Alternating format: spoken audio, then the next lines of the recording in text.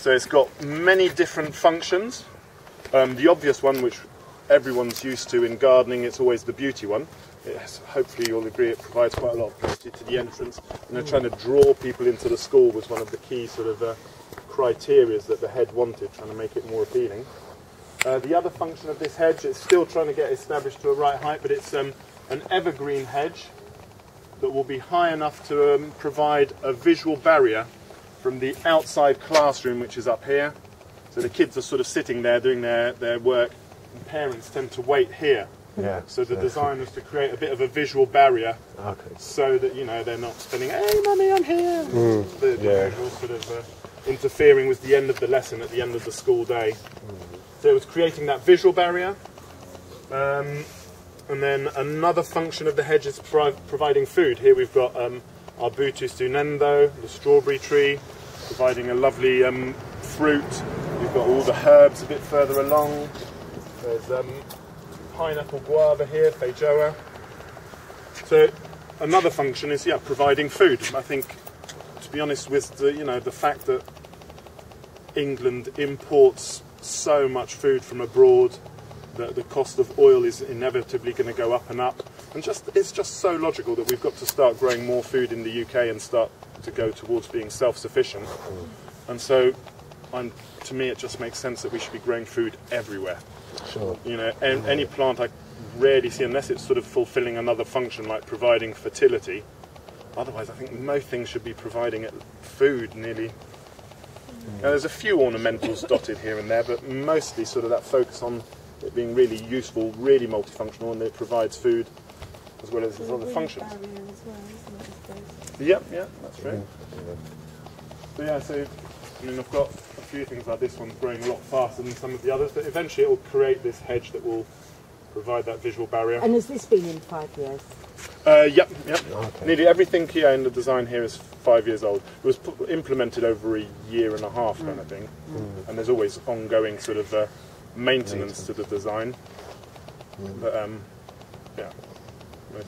another sort of criteria is the layering one.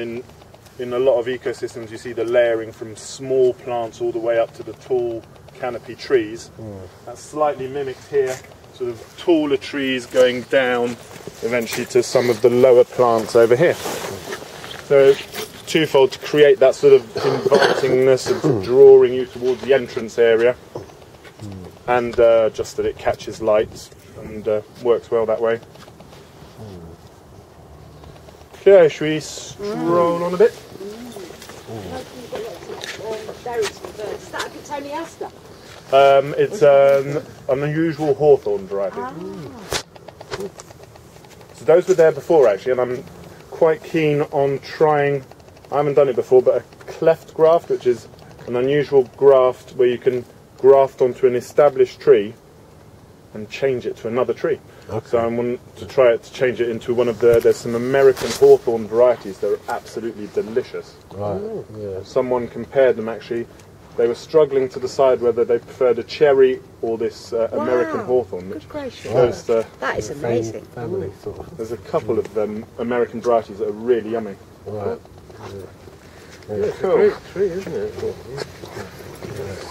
Nice variety.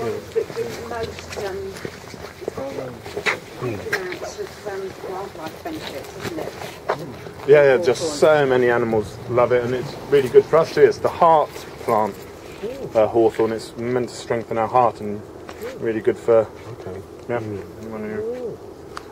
Just a few more ornamentals that are also providing food. These are fantastic. If you haven't tried some yet, I'm just going to see if I can see them around. Yes, I've got some of these at home, and the berries are really. And the bees love these too, don't they? Yeah, so just find some of the pods, the little pods there, and they make very nice sweet eating. Yeah, it is a fuchsia, and all the fuchsias are famous for their ornamental value, but they also make quite a nice little snack. And they flower for such a long time. Exactly, yeah. Fuchsia. So they've really got these all, for 6 months. Fuchsia, that's what they're called. It's got a nice little sweetness, hasn't it?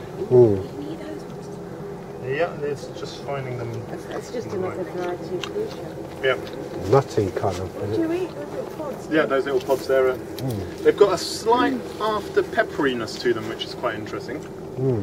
I usually wait till they're ripe. When they go kind of dark. Black, yeah.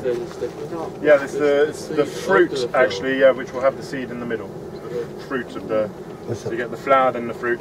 And again, of course, sort of a key sort of thing in any design is that we're designing for humans, but also for nature. You know, there's 3 ethics in permaculture: earth care, people care, and fair share. So it's just the idea that you're designing for humans just as much as you're designing to sort of help the planet, nature, health, everything. It's not, you know, the egoism of man, you know, dominating nature and having everything for ourselves. It's all about the fair shares and balancing. Balance, I think, is another key word. That's where ornaments come into it. Ornaments. And Yeah, stuff like exactly. Yeah. Health care, human care, and animal care, did you say? Or Fair shares is the third Fair one. share. The fair share principle is sort of all about balancing surplus, like, well, you know, in general, it used to be historically that we always lived on the surplus of nature, what nature had in extra, what we could harvest. But now we're going to the reverse. We're just harvesting from nature and taking way beyond the surplus, and that's why we're seeing fish stocks collapse. We're seeing our ecosystems collapse because we're harvesting too much out of system. Yeah, not sustainable. too much greed. And this the thing that economic growth is our new religion, and I don't know. There's, I think, different factors in there. Cool. I forgot to ask you, how long have you got, by the way? Is anyone pressed for time, or should we take our time, or do you want it quick? Not really, no. Anyone in particular hurry? As long as it's outside. Okay. Yep, Duva, do Have you got to natter go and on. pick kids up later? I should be alright. You're all right. They'll let you know if they get bored and want, want your back. Okay.